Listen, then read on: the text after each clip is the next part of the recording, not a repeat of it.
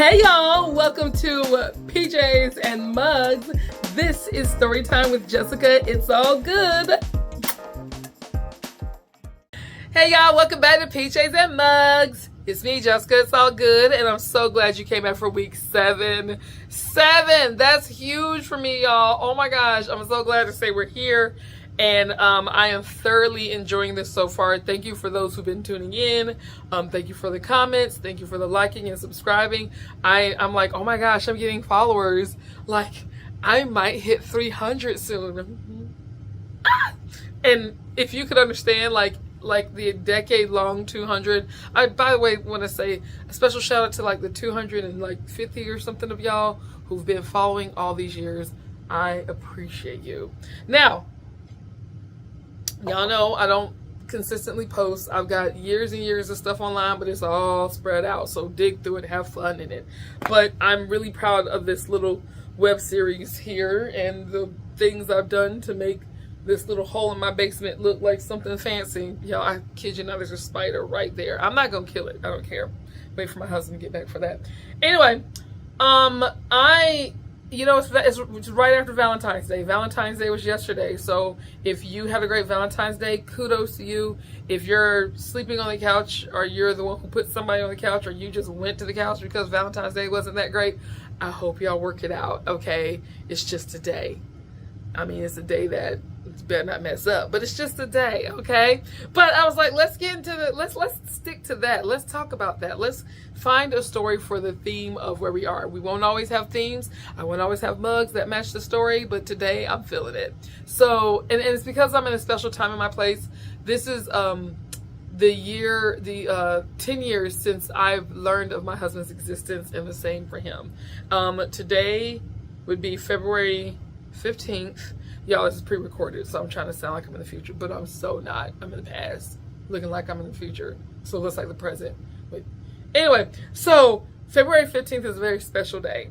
While 14th is special for a lot of other people, this time of the year is special for me because it was my last anti-Valentine's Day.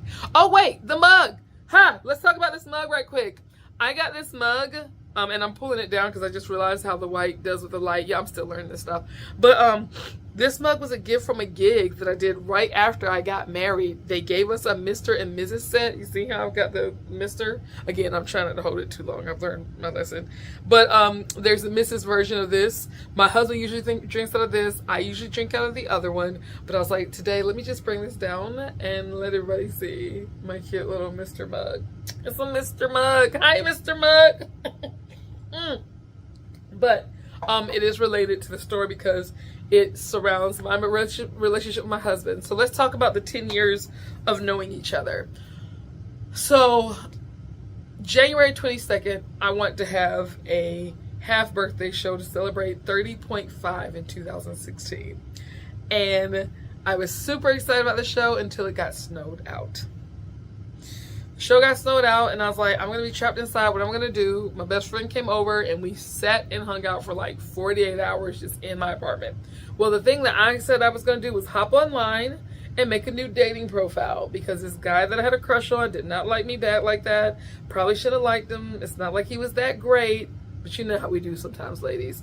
So I realized that it wasn't gonna work out with this dude, and so I was like, you know what? I'm just get some guys to show me some attention. So on the 22nd, I got my profile. It snowed, we stayed inside, my show was done. The 23rd, 2 guys in particular messaged me. One, we're gonna leave his name over there because we don't wanna put his business in the streets. I don't know where he is. The other guy was named Zach. And Zach had the worst dating profile that I'd ever seen in my life. Like, I've seen some rough profiles, y'all. I got catfished 3 times, and his profile was still that bad. Just to give some ideas of what was wrong with it. Number 1, it looked like a mugshot. Dudes, try not to look like you just got out of prison or you just went into prison when you're taking pictures for your mugshots. If you've ever been to prison or you're in prison right now, don't know how you're watching this, but if Do not take that offensively, okay? Like, mugshots weren't meant for fun. Just like driver's license pictures. It's the same thing. It's not meant for fun. You gotta smile. You gotta look happy. Most people don't look happy in a mugshot. I'm working so hard to, like, reverse being offensive. My bad, okay? Just don't look like you're in an unhappy situation if you put a picture online. And that's what this dude did. He was just like, click, fluorescent lights, which does not work with him. Dude, he just looked angry. I was like, what are you doing? What is this? So that was already like a negative. Then his other picture wasn't even a picture. It was just a stupid joke. Low-key offensive. Wasn't really happy with it. He was 24. I was 30. I'm like, who is this child messaging me? Ew. Which, by the way, 24 is not a child, but I was 30 and I was like, I need a mature man. I'm so grown now. And then his about me was 2 words, y'all. I'm awesome. I was like, I don't even want to talk to this cocky kid. I don't know who this is. So when he messaged me, he sent the most generic message. Like, it was like, dude, I know you sent this to 1,000 chicks today, okay? I'm not falling for it. I don't want to talk to you. And you might be thinking, Jessica, that's harsh. How do you know? Fast forward to many, many, many months later when we talked about it. And I asked him, did you send it like 1,000 people? He said, and I quote, plenty of fish. That's right. That's the site we met on. We're a plenty fish marriage, y'all. A plenty of fish couple. He said plenty of fish won't let him message more than 200 people a day. 200 people a day. I didn't know that because I never messaged 200 people a day. This man was just messaging everybody. And if he had the chance, he would have gotten to 1,000. But he's like, no, I didn't message that many people, babe. Because I couldn't. Because you tried. So anyway, I was right about it being a very generic message. And I was just like, I'm going to teach this guy a lesson. And so when he talked about being interested in getting to know me, I was like, why are you interested in getting to know me? And that was the attitude that I had. Like, ew, why are you trying to get to know me? But he probably heard it as, oh, why are you interested in getting to know me? Y'all, it's so crazy how things like text messages and emails and things, stuff gets like lost in translation. So the other guy was really taking my attention. That's who I was messaging. This Zach guy wasn't doing a great job. So even though he got a little attention, the other guy had all my attention. Then the app started messing up that day. And because of the glitches, both Zach and this other guy asked for my number, and I gave it to both of them.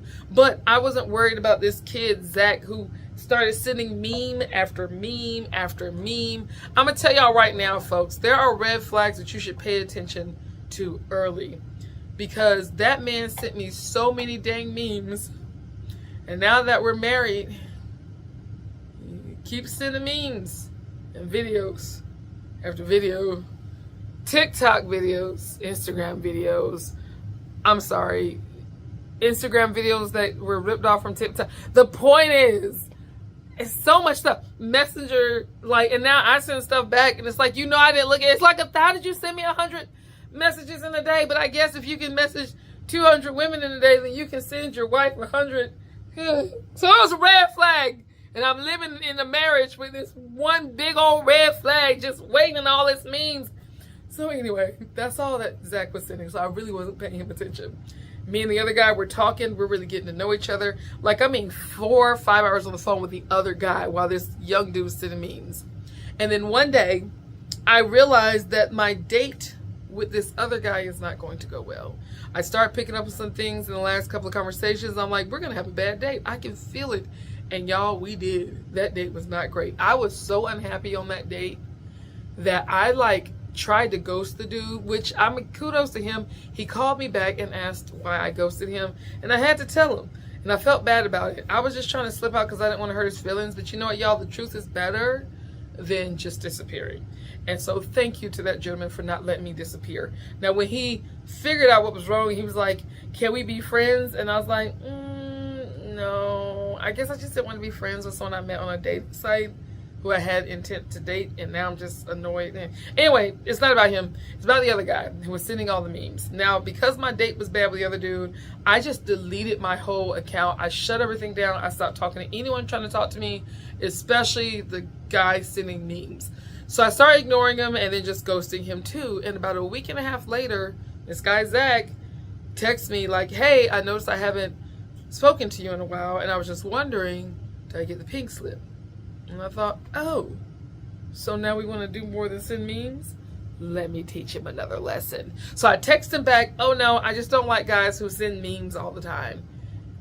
No. I said, I don't like when people just text all the time. That was it. And he was like, oh, I'm sorry. I was just trying to keep up with like what everybody else is doing. But I love talking on the phone. I was like, really? Yo, we had a wonderful conversation on the phone. It was like 2 o'clock. That was back when I was teaching after school programs and theater. That's when he was working the second, I think, shift at his job. So we were both riding together to work, talking together. I was like, oh, this guy's got a cute voice. He's great. I could get into this. So we had a good conversation, and y'all, he didn't call me back for days. Like, he just started texting again. I'm like, what happened? What are we doing, right? So fast forward to the Friday of that week. Now it's been 3 days or so. Only had that one conversation with him, kind of giving up on him. It was a horrible weekend. Clients are getting on my nerves. Parents are getting on my nerves. Organizations I'm working with, everybody just sucks. I think I'm about to lose money, and I've got a complicated client that I got to get rid of. And at that point, I was too young to be like, bye, and was still dealing with the stress. And I was just like, oh my God, everybody sucks. I went to a play where I was in charge of the meetup group, and these people were so rude. Just like, it was a bad day. I said all the bad words in my vehicle, driving to and from my events, and talking to my mother while saying all those awful words. Due to our beliefs, those are the words you probably shouldn't be screaming at people in traffic, which meant that when I got done with my event, my mom was probably going to condemn me, tell me things like, you know, you're going to hell, right? Which was not a nice thing. But I just assumed she was going to do this. So when I got done and she called me, my phone rang for another person. It was Zach. And I was like, oh, it's that guy Zach. He's finally calling me again. Talk to my mom, who's going to probably say here's what's wrong with all the things you said, or talk to the guy who is showing me attention. I talked to the guy. So as I'm talking to Zach, I am getting further and further out into like way out yonder, because I was going to go somewhere else after this play I've been in, and it's getting late.